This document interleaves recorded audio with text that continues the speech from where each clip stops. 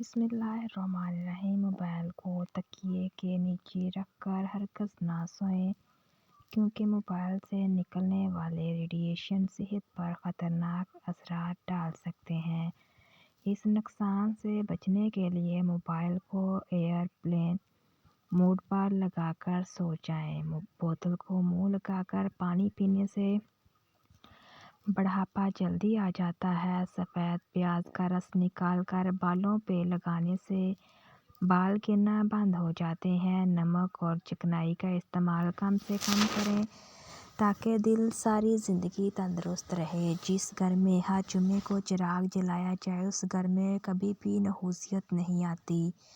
जो औरतें अपने बालों को घने और काले रखना चाहती हैं, वो नहाने के बाद बालों पे नारियल का तेल लगाया करें। बाल 80 साल तक कमज़ोर नहीं होंगे। दिन के वक्त पानी ना पीने से होंठ, हाथ और पाँव काले पड़ जाते हैं। एक मियाँ बीवी के यहाँ शादी के कई साल तक औलाद नहीं हुई, तो उन्होंने वक्त गुजारी के लिए एक कुत्ता पाल लिया। कुछ ही अरसे में उन्हें कुत्ते से जज्बाती लगाव हो गया। 7 साल के बाद अल्लाह ने उन्हें बेटी की नेमत से नवाजा। औलाद को पाकर उनकी तवज्जो कुत्ते की तरफ से कम हो गई।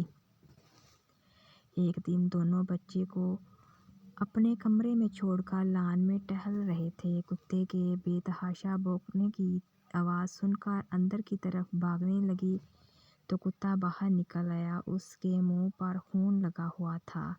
कुत्ते के मुंह पे खून देखकर बच्चे के बाप को सूरत-ए-हाल समझने में देर नहीं लगी। वो शदीद गम और गुस्से में मुब्तला होकर अंदर गया और बंदूक लाकर कुत्ते को गोली मारी।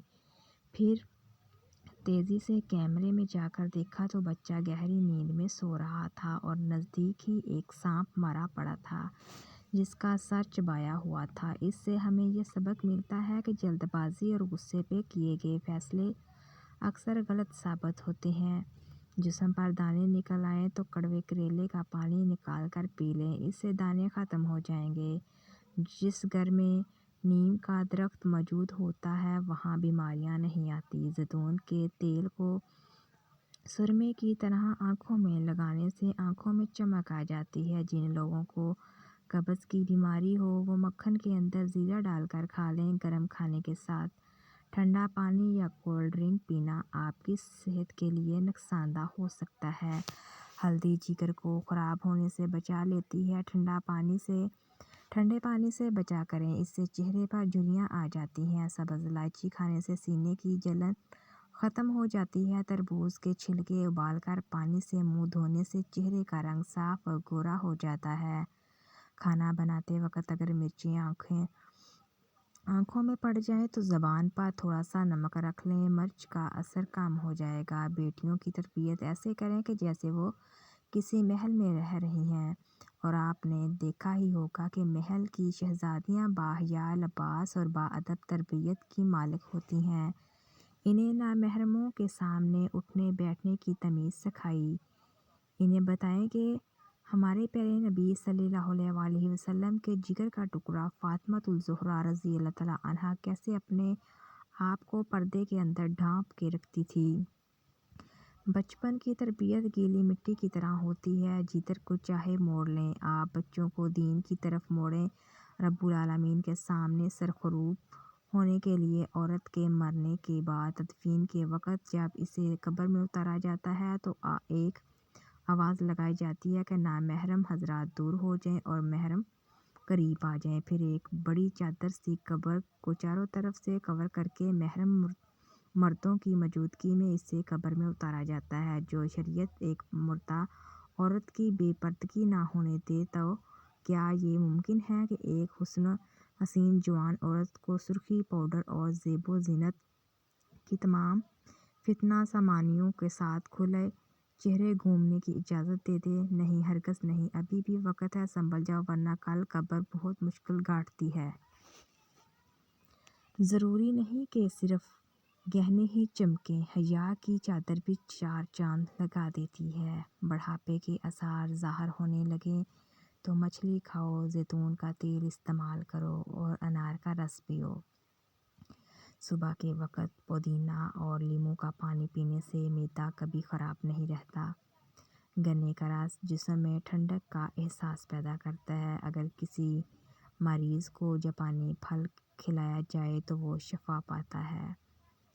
کھانا کھانے کے بعد صرف چند دانے سونف کے کھانے سے آنکھوں کی روشنی بڑھ جاتی ہے۔ جلد پر جلنے کے نشانات کے لیے ایلو ویرا جیل استعمال کریں۔ یہ جلد کو جلدی ٹھیک کرنے میں مدد دیتی ہے۔ کھیرے کے ٹکڑے کاٹ کر آنکھوں پر رکھیں۔ یہ آنکھوں کی تھکاوٹ کو کم کرتا ہے اور آنکھوں کے گرد سوجن کو کم کرنے میں مددگار ثابت ہوتا ہے۔ مصری کھانے کی عادت جسم میں خون کی کمی کو دور کر دیتی ہے۔